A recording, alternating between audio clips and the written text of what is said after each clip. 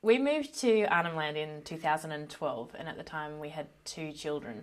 For the first 6 months, we were incredibly immersed in Yolngu life. We spent nearly every weekend with our Yolngu family, and we went looking for guku, bush honey, munjuch, berries. We went fishing. We just spent a lot of time with them, and that was fantastic, and we loved every minute of it. But then after about 6 months, the wet season kicked in, and I was pregnant. It got really hot, and my kids were getting a bit older, and they'd made friends, and they didn't want to be traipsing through the bush for hours on end. So I started to withdraw a little bit and spend a lot of time sitting at home in front of the air conditioning, trying to get cool. And during that time, I realised that it was possible to live within an Aboriginal community but not actually be part of it. That you could go from your air-conditioned teacher's house, my husband was a teacher, into my car, drive into the mining town of Nhulunbuy, go shopping and have no contact at all with the Aboriginal community that I lived in. And at the same time, I realised that's not how I wanted to live, and that if you're living in an Aboriginal community and not having that contact, then what's the point of being there, really? So that became a big bit of inspiration for Rosie's story.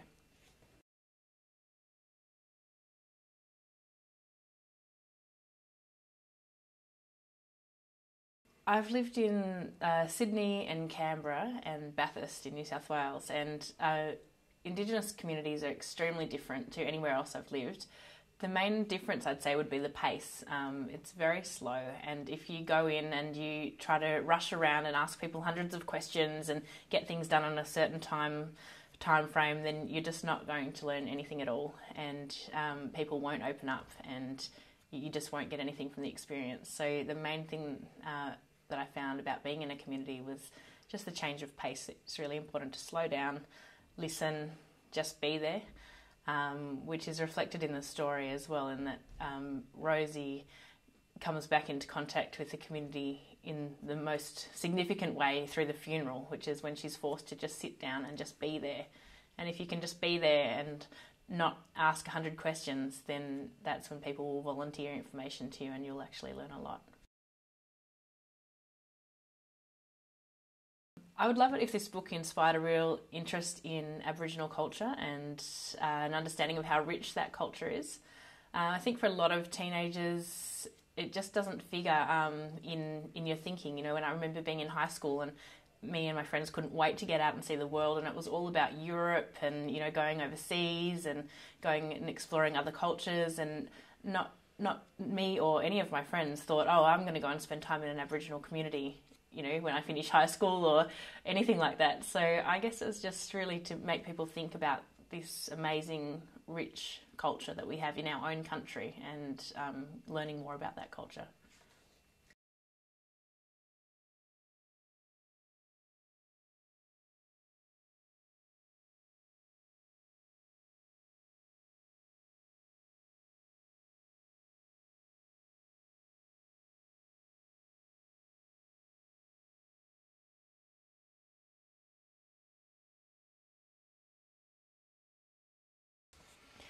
I think it was a very delicate balance between portraying these different mind frames. And one thing that I really concentrated on was trying to get rounded characters. So I didn't want anybody to just be a stereotype. You know, they very much looked at each character as the product of their experiences. So rather than just looking at Nick and saying he's racist, well, why? Where have these attitudes come from? How has he been raised? What experiences has he had in his life? And similarly with Nona, rather than looking at her, and you might see someone like Nona on the street and think, oh, there's a teenage mum. But what's come into that experience? What's made her who she is? And similarly with Rosie, you know, that she's not just a teenager wandering around trying to be cool and fit in. It's like, why is she doing that? And, you know, what's made her who she is? So just keeping that delicate balance of people who are still in formation in a way, you know, that they're still open to new experiences, and they are a product of their experiences to date, but they're 15 and 18 and they're growing up, you know, so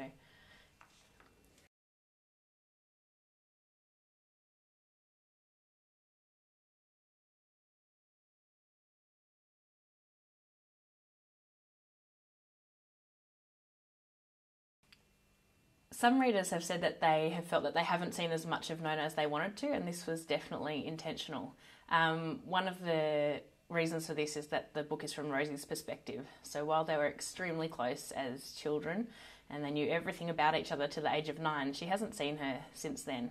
They haven't been in contact. So we're taken on Rosie's journey as she rediscovers Nona and gets to know her again, in that context. So we're very much following that story. From a practical perspective, I didn't feel comfortable writing from an Indigenous perspective.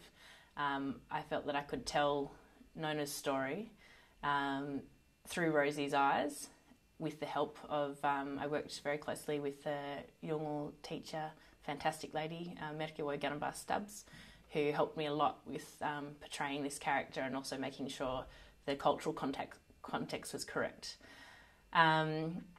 The only other thing I say about that is that some people have said that they feel that Nona is sometimes absent, and for me, throughout the whole book, Nona was never absent. She's always there. Even if Rosie is with Nick, it's Nona's constantly there in the background in her thoughts, informing her decisions, and is almost like a conscience. And that was why I wanted to call Nona Nona, because it means a spirit from Elcho Island. So she's very much there all the time, even if she's not physically there or physically talking to Rosie. She informs her every thought.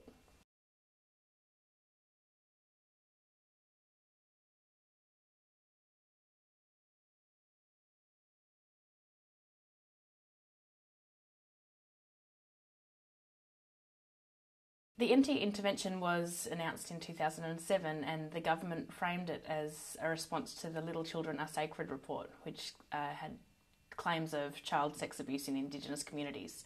As a response, they said, we're going to bring in a range of various measures like abolishing the permit system, restricting liquor, restricting pornography and kava in communities, all of which are things that you see in Nona and Me, even if they're only in little things like Rosie seeing Gulri and Nona in the supermarket, and Gulri's got a basics card, which was the quarantining of welfare that it then had to be spent on things like groceries in the supermarket, as opposed to just being able to get cash out and spend it on whatever you like.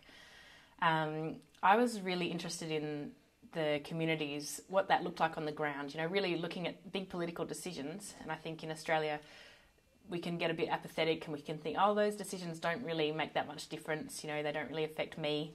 But I wanted to look at what that looked like on the ground in an Aboriginal community.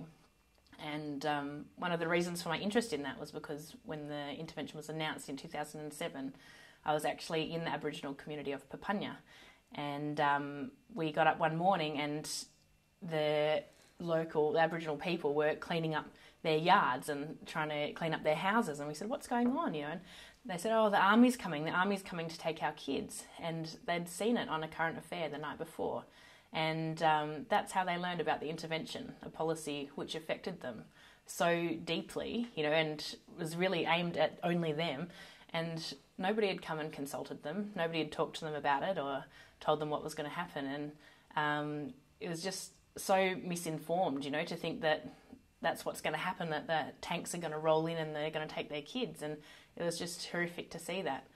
So when I got to Yirrkala, I was really interested to see how it had affected that community. And that community hadn't been as deeply affected because they'd fought it from the very beginning. And so it had been mostly superficial things like sensor lights and fences and, silly use of government money really to do things like that, signs being put up. But the most significant impact of that intervention in Yirrkala was psychological. So CDEP, the Work for the Dole scheme, had been scrapped, so Yolngu jobs had actually been lost. And psychologically, for those Aboriginal men in the community to then think that everybody saw them as pedophiles was incredibly damaging. And suicides went up, and health declined, and there were a lot of negative impacts from that announcement because not necessarily because of what was done, but the way that it was done, that it was completely taken out of their hands. And the normal control of their own lives was taken by the government. So that's why I wanted to have that political backdrop to kind of see what differences do the big political decisions have on an everyday scale.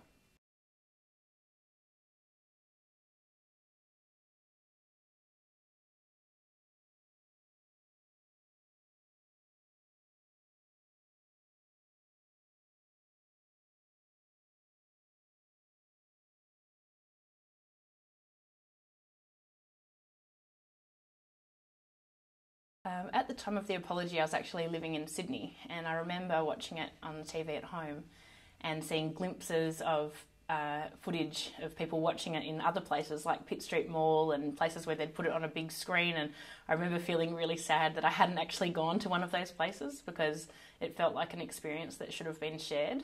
And I think that it was extremely cathartic for Aboriginal people that I've spoken to who have said just to have that acknowledged, to have that history acknowledged officially made a big difference. And for non-Aboriginal people as well, I think it's also great to just say, you know, this is our history and we acknowledge that. But in terms of a lasting impact, I don't think it has had much of an impact because it wasn't followed up with action. So it's good to say sorry, but what have we done since then? You know, there's still a huge disparity between Indigenous and non-Indigenous life expectancy, education outcomes, health. So I don't know what lasting impact saying sorry has really had.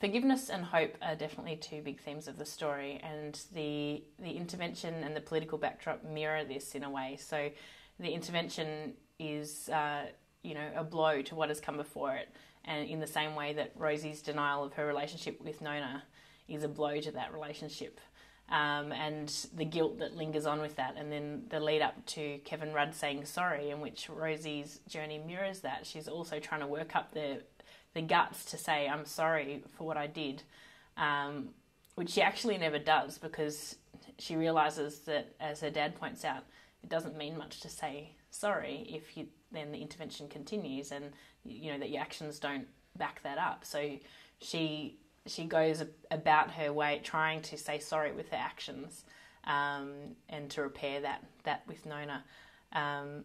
So I guess the theme of the novel also is the impact of politics on everyday life and just being aware of how they can mirror our own journeys and what it says about us as a nation if what our politicians are saying and how we act in our daily lives.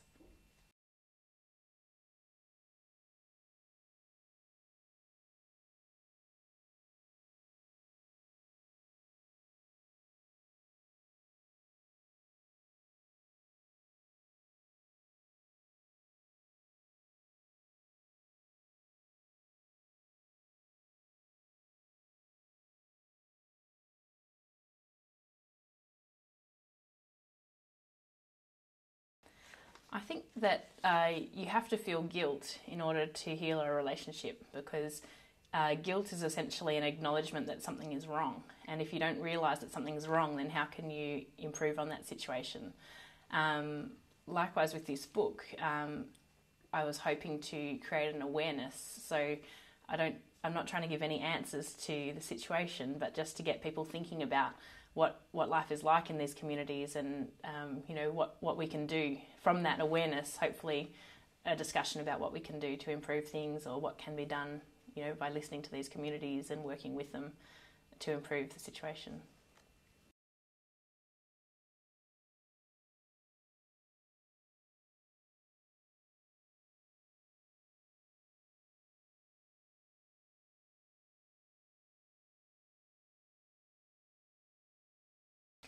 Rosie's parents are really representative of two different ways of being in an Aboriginal community. So, and Rosie is actually representative of the third way. So Rosie is at the stage where she's cutting herself off completely and she's choosing to not engage. That's when we first meet her in the story. In contrast, her mum is involved in the community. She's passionate about what's going on there, but she has her limits.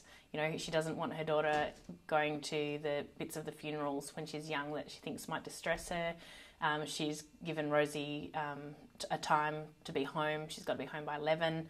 You know, she doesn't want her roaming around and doing things that other Yolngu kids might do. So that's another way of being. And then Rosie's dad is completely immersed in the community. You know, he's got a Yolngu girlfriend. He shares everything, his money, his car, his house. It's very much a communal way of living, and he doesn't have those barriers that Rosie's mum keeps. You know, she's kind of keeping her Western ideals of, I'm going to have my house. You know, people can come over whenever they like. They can come over for a sandwich. You know, they can come over for a chat, and I'll help my family, my Yolngu family out when I can. You know, lifts to funerals and things like that. But I still want to maintain my lifestyle. So the three people in that family are representative of the three main ways that I saw people living in an Aboriginal community.